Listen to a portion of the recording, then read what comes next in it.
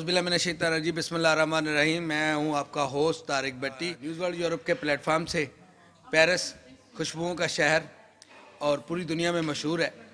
आज यहाँ पे मौजूद हैं हम और मेरे साथ एक पाकिस्तान की बहुत ही पर्सनैलिटी जिसे कहते हैं कि सियासी पर्सनैलिटी है, कारोबारी शख्सियत है, जनाब शेख नेमतुल्लाह साहब।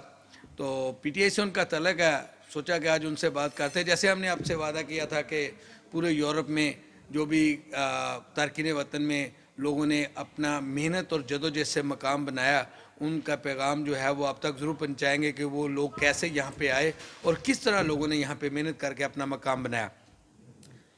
तो शेख साहब, मेरा आपसे जो पहला सवाल है, आप मुझे ये बताइए कि आप स्पेन कब और कैसे तशरीफ़ लाए?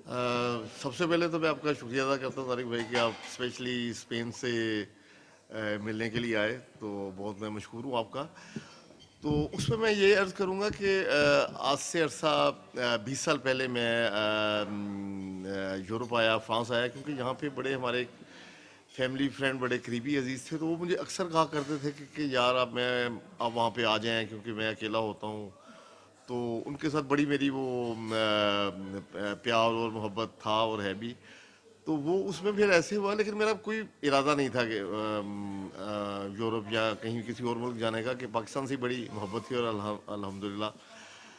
तो लेकिन उस असना में ऐसा हुआ कि मेरी वालदा की डेथ हो गई। तो अल्लाह ताला ने जन्नत फिरदौस में जगह दी और बड़ी उनकी बागो बहार और शफकत वाली तबीयत थी। और मैं बड़ा उन दिनों में मैं बहुत गमज़दा हो गया, गमगीन हो गया वालदा की डेथ से। तो उन्होंने फिर मुझे वो आए, उन्होंने कहा कि भाई नेमतुल्लाह भाई आप ज़रूर आएँ जो फ्रांस है। तो फिर तब मैंने एकदम प्रोग्राम बना और जनाब मैं फिर वो फ्रांस आ गया। और उसके बाद जनाब फिर ऐसे था कि फ्रांस का जो था वो समुंदर जो था वो देख के आपने कहा जी उसमें छलांग लगाए।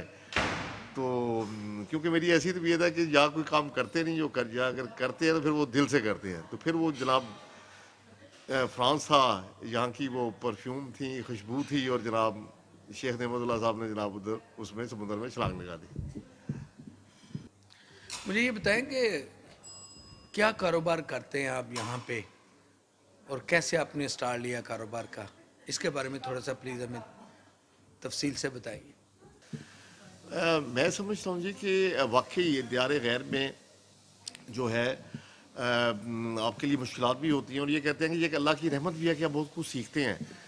लेकिन इसमें मैं जब भी आज भी लोग आते हैं, लेकिन मैं समझता हूँ कि अल्लाह की मतलब कि मुझ में तो ऐसी कोई ख़ास खूबी नहीं, लेकिन अल्लाह की रहमत है कि मैं जब आया तो वो ऐसे ही है कि जैसे कि उसकी रहमत के हिसार में चला हूँ। और शुरू में मुश्किल मराइल भी आते हैं, लेकिन वो थोड़ा सा पीरियड था, लेकिन इतने अच्छे दोस्त, इतने अच्छे तलक़ात बने कि अल्लाह की रहमत के वो बहुत जल्द मैं स्टेबल होता गया। और उसके बाद ये है कि मैं जो है उसमें रेनोवेशन के बिज़नेस में आ गया। और रेनोवेशन और इंटीरियर डेकोरेशन में मेरी माशाल्लाह अपनी सोसाइटी है। और अल्हम्दुलिल्लाह अल्लाह का बहुत रहमत है, बहुत करम है। और तकरीबन मैं पिछले 20 साल से कि जब मैं पाकिस्तान से आया, 1 साल के बाद मैंने फ़्रेंच कोर्सेज़ किए, कुछ यहाँ पे कोर्सेज़ किए और अपना बिज़नेस इंस्टॉल किया। और ये बस अल्लाह की रहमत है, उसका करम है रसूल करीम के सदक़े कि जिसका अल्लाह जितना शुक्र अदा करे कम है। हाँ, आप थोड़ा सा इस बारे में बताइए कि आपने सियासत कब शुरू की और आपने पीटीआई क्यों ज्वाइन किया? आपकी इसके पीछे क्या महरक़ात हैं कि आपने पीटीआई को ही पसंद किया, दूसरी कोई सियासी जमात क्यों नहीं?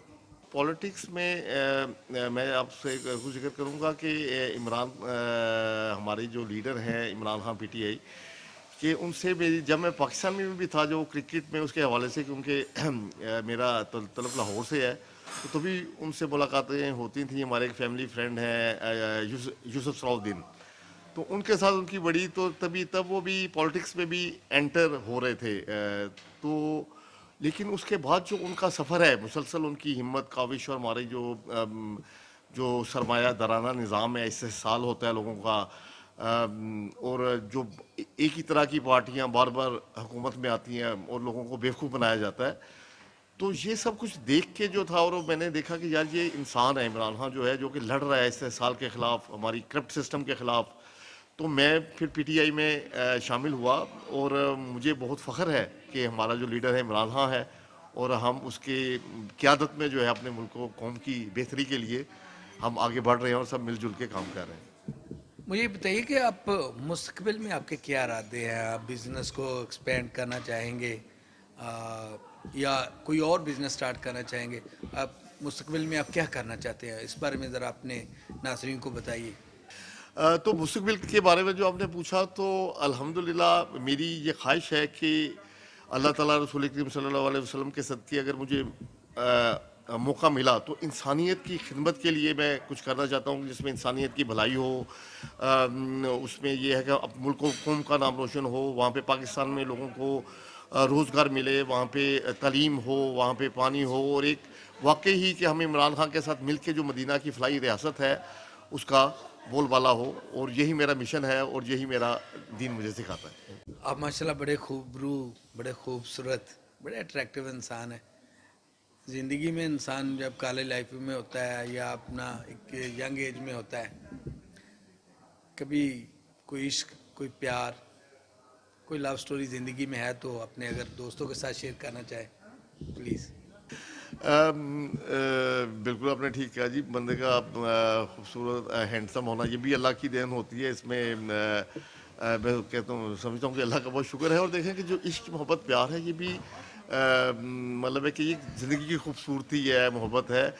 اور لیکن زندگی میں ایسے ہے کہ میں شروع سے ہی تھوڑا پریکٹیکل قسم کا انسان ہوں، اور مجھے عشق دیکھیں کہ عشق آپ کو والدین سے بھی ہوتا ہے، بچوں سے بھی ہوتا ہے، وائف سے بھی ہوتا ہے.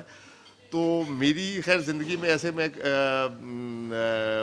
بالکل مجھے بھی عشق ہوا، اور کچھ کافی دیر سے ہوا. اور یہ خوبصورتی ہے ہر انسان کی زندگی میں، یہ ضرور جو ہے چیپٹر آتا ہے. تو ناظرین، جیسے آپ نے شیخ نعمت اللہ صاحب سے ہماری بات چیت سنی، آپ خود آئیڈیا لگا سکتے ہیں کہ یورپ کی لائف کی اتنی آسان نہیں ہے. بڑا مشکل سے پہلے تو یہاں پہ پہنچنا، بہت کم خوش قسمت لوگ ہیں جو بائی ایئر بڑے پراپر طریقے سے جو یورپ میں آتے ہیں اور پھر یہاں پہ آ کے بڑی مشکل سے اپنا بزنس اور کاروبار سٹارٹ کرتے ہیں. کوارڈینیٹر تھے پی ٹی آئی فرانس کے، اور یہاں کی ایک تنظیم ہے بزم اہل سخن، اس کے سرپرست اعلی ہیں. بہت شکریہ. نیکسٹ ٹائم ایک نئے مہمان کے ساتھ ہم دوبارہ حاضر ہوں گے. السلام علیکم.